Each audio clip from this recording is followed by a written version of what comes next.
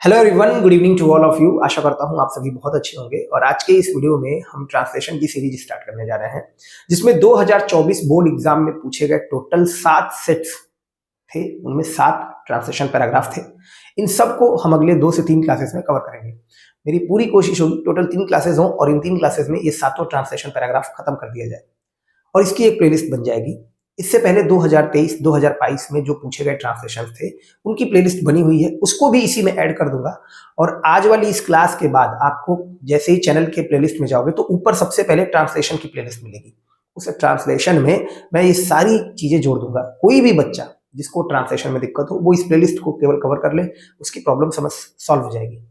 अगर कोई ऐसा बच्चा है जो बिल्कुल बेसिक ट्रांसलेशन नहीं जानता है तो इस नंबर पे व्हाट्सएप करेगा तो उसको बेसिक ट्रांसलेशन, वो प्लेलिस्ट पड़ी हुई है, वो भी नीचे जाके खोजोगे मिल जाएगी। और नहीं मिल रही है तो आप मुझे व्हाट्सएप कर सकते हो। तो 2024 में एक सेट में पूछा गया ट्रांसलेशन पैराग्राफ ये जो आपकी स्क्रीन पर दिख रहा है कि मुंशी प्रेमचंद को कौन नहीं जानता। अधिकाधिक लोगों ने उनकी कहानियों तथा उपन्यासों को पढ़ा है। उनकी कहानियों तथा उपन्यासों में गांव में रहने वाले निर्धन तथा मध्यम वर्गीय परिवार के लोगों की झलक मिलती है। उन्होंने गांव, रीति रिवाज, सामाजिक बुराइयों, जमींदारों के अत्याचार तथा अंधविश्वासों के विषय में खुलकर लिखा है। उन्होंने यह सिद्ध किया है कि साहित्य समाज का दर्पण होता है। यह पैराग्राफ पढ़ने के बाद सबसे पहले मुझे टेंस का आइडिया लगाना होगा कि किस टेंस की बात हो रही है। अगर आप देखेंगे तो हर जगह प्रेजेंट टेंस की बात हो रही है। अब वो प्रेजेंट इंडेफिनिट है कि प्रेजेंट परफेक्ट, ये देखना होगा। लेकिन आप देखिए हर जगह प्रेजेंट टेंस है और मोस्ट प्रोबेबली पढ़ा है, मिलता है, ठीक है, खुलकर लिखा है। तो लिखा था पास्ट में, लेकिन उसका हम कहाँ दिखा रहे हैं, जो असर है वो प्रेजेंट में, और यही हो जाता है प्रेजेंट परफेक्ट टेंस। ठीक है, उन्होंने ये सिद्ध किया है नहीं लिखा है, बट वो छिपा हुआ है यहाँ पे। ये अंडरस्टूड है, समझना होगा कि साहित्य समाज का दर्पण होता है। ये सारी चीजें प्रेजेंट परफेक्ट टेंस में है। इवन जो पहली लाइन लिखी है ना, यहाँ पे भी है नहीं लिखा है, लेकिन एक्चुअल में जो भाव है, जो सेंस है, उस हिसाब से है कि मुंशी प्रेमचंद को कौन नहीं जानता है।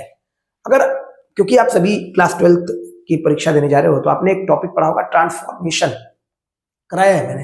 ट्रांसफॉर्मेशन में एक जगह आता है असर्टिव को नेगेटिव में चेंज करने के लिए, तो वहां पे है who does not know our prime minister, हमारे प्रधानमंत्री को कौन नहीं जानता। तो उसको फिर ट्रांसफॉर्म करते हैं और लिखते हैं everybody knows our prime minister, सब लोग हमारे प्रधानमंत्री को जानते हैं। कुछ उसी तरह का देखिए सेंटेंस लिखा हुआ है, मुंशी प्रेमचंद को कौन नहीं जानता या कौन नहीं जानता है। तो हु लिखा जाएगा who does not no, who does not no Munshi Premchand. Munshi Premchand proper noun है। मुंशी प्रेमचंद को कौन नहीं जानता है। Who does not no Munshi Premchand. अधिकाधिक लोगों ने, यानी कि मैक्सिमम पीपल जो है, या more and more people, most of the people, आप जैसा समझ में आए। अधिकाधिक लोगों ने उनकी कहानियों तथा उपन्यासों को पढ़ा है। जैसे मैंने एक किताब पढ़ी है तो I have read this book. उन्होंने ये किताब पढ़ी है, he has read this book. लोगों ने ये किताब पढ़ी है, the people have read this book. अधिकाधिक लोगों ने पढ़ा है तो more and more people have read. More and more people have read. क्या पढ़ा है? इस किताब को पढ़ा है तो दिस बुक। उनकी कहानियों और उपन्यासों को पढ़ा है तो हिज स्टोरीज एंड नॉवेल्स। ज्यादातर लोगों ने, most of the people, more and more people, maximum people have read, पढ़ा है, प्रेजेंट परफेक्ट टेंस। क्या पढ़ा है?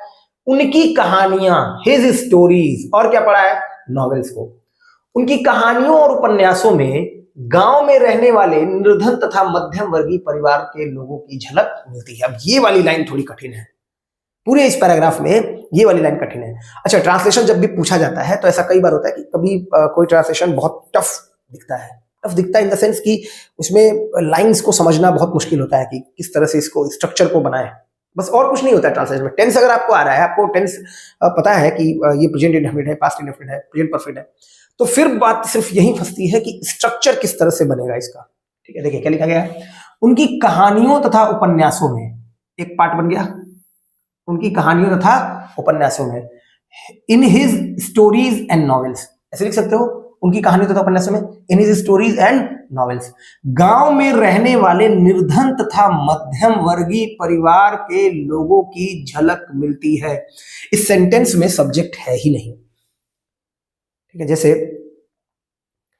पानी यहां पाया जाता है, पानी यहां पाया जाता है, तो आप क्या लिखते हो, वाटर इज फाउंड हियर, ऐसे लिखोगे, क्योंकि कौन पा रहा है, कैसे पा रहा है, ये सब नहीं, पानी यहां पाया जाता है, लोग यहां पानी पाते हैं, पीपल फाइंड वाटर हियर, आप ऐसे लिखोगे। मेरी बात को आप समझ पा रहे होगे अगर आपको ट्रांसलेशन पता होगा, टेंस के स्ट्रक्चर पता होंगे, वॉइस के स्ट्रक्चर जो मैंने करा रखे हैं, नहीं पता है तो पहले उसको कवर कीजिए तब ये क्लास लीजिए। तो वाटर इज फाइंड हियर है ना, and people have found water here, दोनों बातें हो सकती हैं, लोगों ने यहाँ पानी पाया है तो people have found water here, पानी यहाँ पाया जाता है, वाटर इज फाउंड हियर, ठीक है, पैसिव वॉइस बन जाएगा, पानी यहाँ पाया जाता है। उसी तरह से झलक मिलती है, किसकी झलक मिलती है, जरा देखिएगा, परिवार के लोगों के, कौन से परिवार के लोगों की, निर्धन एवं मध्यम परिवार के लोगों की झलक मिलती है। तो आप लिख सकते हो, इन हिज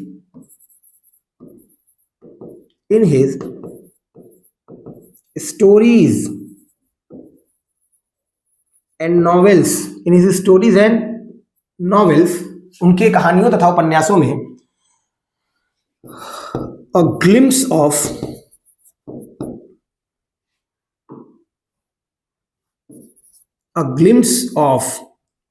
झलक मिलती है, कौन सी झलक मिलती है, निर्धन एवं मध्यम परिवार के लोगों की, अ glimpse of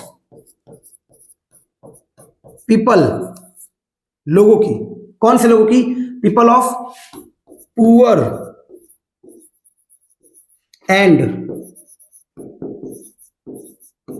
middle class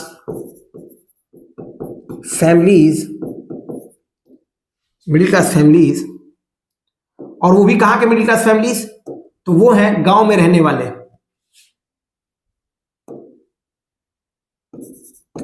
living in, गांव में लिविंग इन द विलेजेस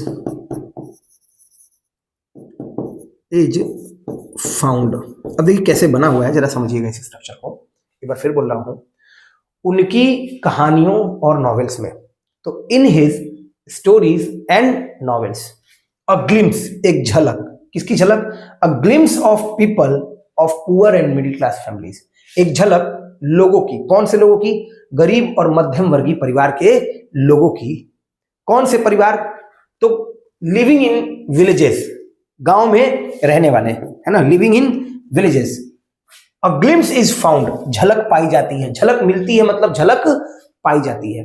आप ये भी लिख सकते थे कि उनकी कहानियां और नॉवेल ऐसी झलक देती हैं। ये इस स्ट्रक्चर को भाव के हिसाब से और भी कई तरीके से बनाया जा सकता था कि his stories and novels give glimpses of, या give a glimpse of people of poor and middle class families living in villages, आप ऐसे भी इसको लिख सकते थे।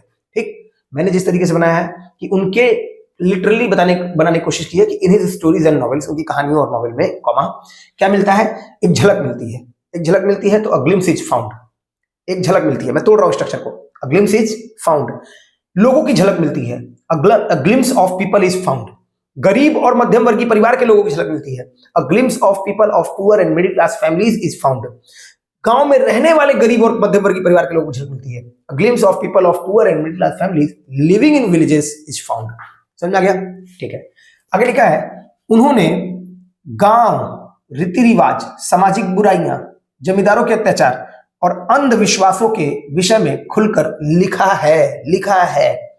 मैंने इस बारे में लिखा है, I have written about this, बहुत आसान सा ट्रांसलेशन है, मैंने इस बारे में लिखा है, I have written about this, उन्होंने लिखा है तो ही हैज रिटन, कैसे लिखा है, एडवर्ब हो जाएगा, खुलकर लिखा है, he has written openly, adverb हो गया, ही हैज रिटन ओपनली, किसके बारे में, तो अबाउट के बारे में, किसके बारे में, अबाउट विलेज, अबाउट गांव के बारे में, तो विलेजेस हो गया, रीति रिवाज के बारे में, कस्टम हो गया,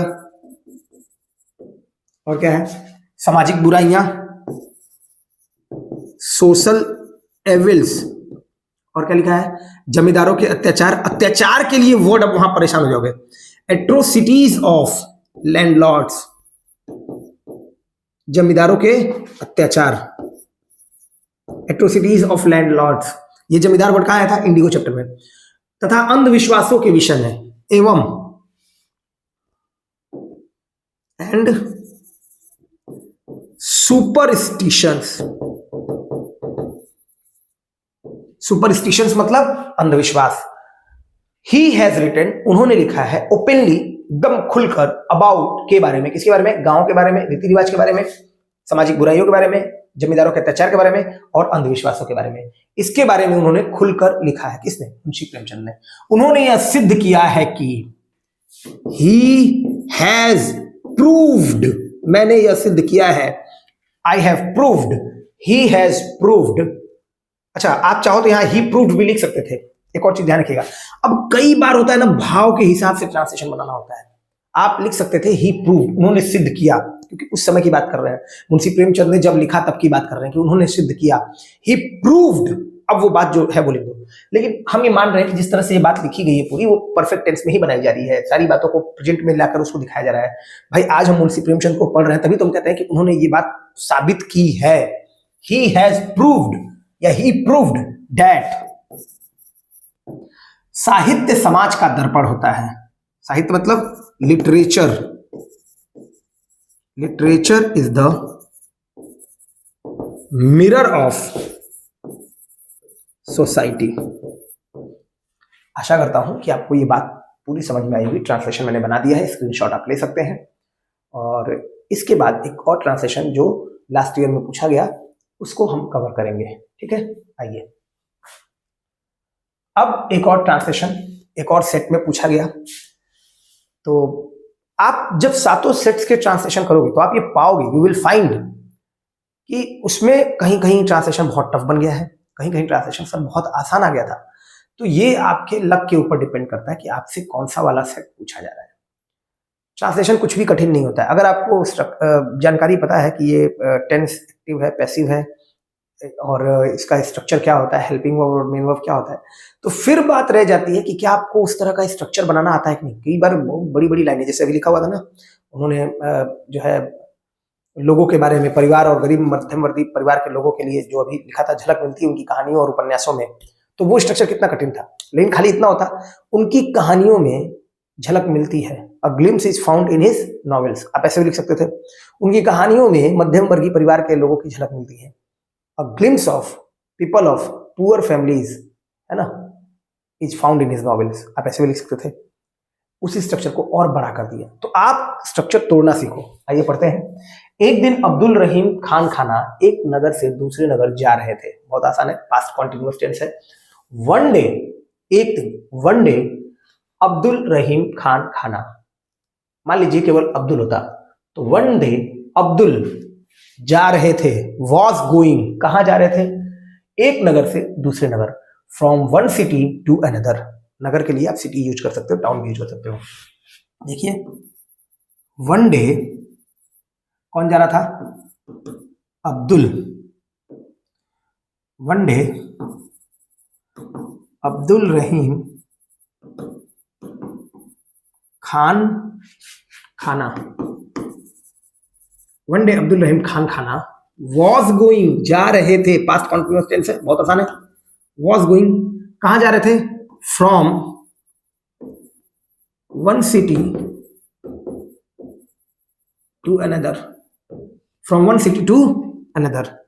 ठीक है, from one city to another, दिख रहा है, थोड़ा सा कट रहा होगा।